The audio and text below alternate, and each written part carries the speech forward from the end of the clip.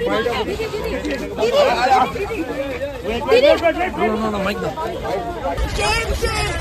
शाह आए ईडी को लुटेरा डकैती करके हमारा इंफॉर्मेशन दे रहा है। अगर मैं आपसे एक सवाल पूछूं कि जब भी देश में चुनाव नजदीक आते हैं तो अचानक ईडी, सीबीआई, आईटी रेड की खबरें क्यों बढ़ जाती हैं?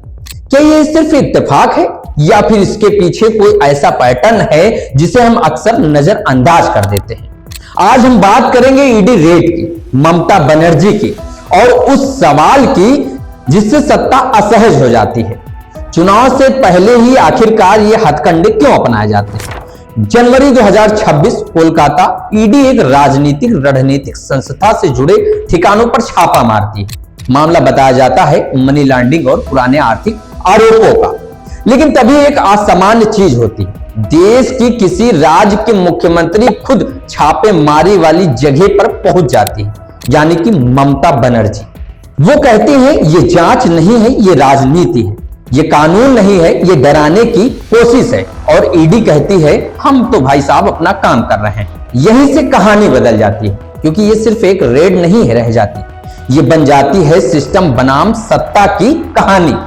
अब जरा एक कदम पीछे चलते हैं। ईडी कोई प्राइवेट एजेंसी नहीं है, ये एक केंद्रीय एजेंसी है जो सीधे केंद्र सरकार के अधीन काम करती है। मतलब कि राज्य सरकार चाहे जो हो, उससे ईडी को नहीं मतलब। ईडी का कंट्रोल दिल्ली के सिर्फ हाथों में होता है। और यही वजह है कि जब भी किसी विपक्ष शासित राज्य में ईडी की कार्रवाई होती है तो सवाल उठता है कि क्या यह सिर्फ कानून है या राजनीति भी। अब यहां सबसे अहम सवाल आता है कि अगर ये जांच इतनी जरूरी थी तो ये कार्रवाई अभी क्यों की गई?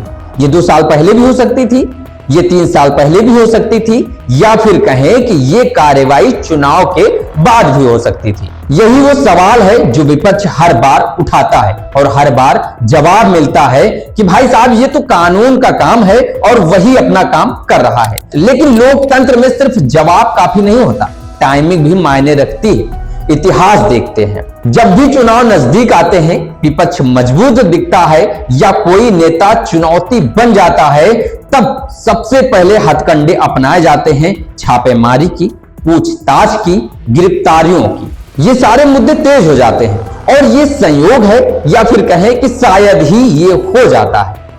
लेकिन अगर हर बार वही संयोग हो तो उसे पैटर्न कहा जाता है। अब ममता बनर्जी को समझिए, उनकी राजनीति की पूरी पहचान ही यही रही है कि दिल्ली के सामने ना झुकना। उसके लिए ये रेड सिर्फ एक कानूनी मामला नहीं था, ये उनकी राजनीतिक छवि पर हमला करना था।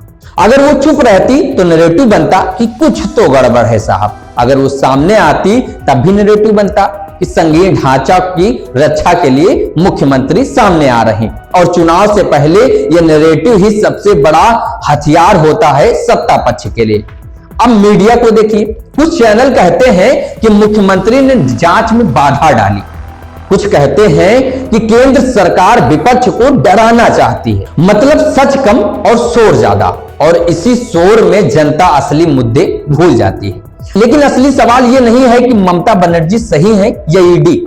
असली सवाल यह है कि क्या ये जांच एजेंसियां धीरे धीरे राजनीतिक औजार बनती जा रही हैं? लेकिन क्या लोकतंत्र में डर से वोट मांगे जाएंगे या भरोसे से? आज अगर ये बंगाल है तो कल कोई और राज्य भी हो सकता है। अगर ये आज ममता की कहानी बन रहा है तो कल का कोई और नेता भी इसके झांसे में आ सकता है। क्योंकि सिस्टम एक बार अगर राजनीति के इशारे पर चलने लगे तो ये किसी एक पार्टी तक सीमित नहीं रहता। और यही लोकतंत्र की असली परीक्षा होती है। चुनाव सिर्फ वोट देने का काम नहीं होता, चुनाव ये तय करते हैं कि सत्ता सवालों से डरेगी या सवालों का सामना करेगी। इसके लिए अगली बार जब भी आप ईडी रेड की हेडलाइन देखें तो सिर्फ नाम मत देखिए, ये पूछिए कि क्या यही टाइमिंग सही है या नहीं। क्योंकि लोकतंत्र खामोशी से नहीं, सवालों से जिंदा रहता है। हालांकि दोस्तों, इस पर आपके क्या राय है कमेंट बॉक्स में कमेंट कर जरूर बताइएगा। चलते मिलते हैं नेक्स्ट वीडियो में। जय हिंद, जय भारत दोस्तों।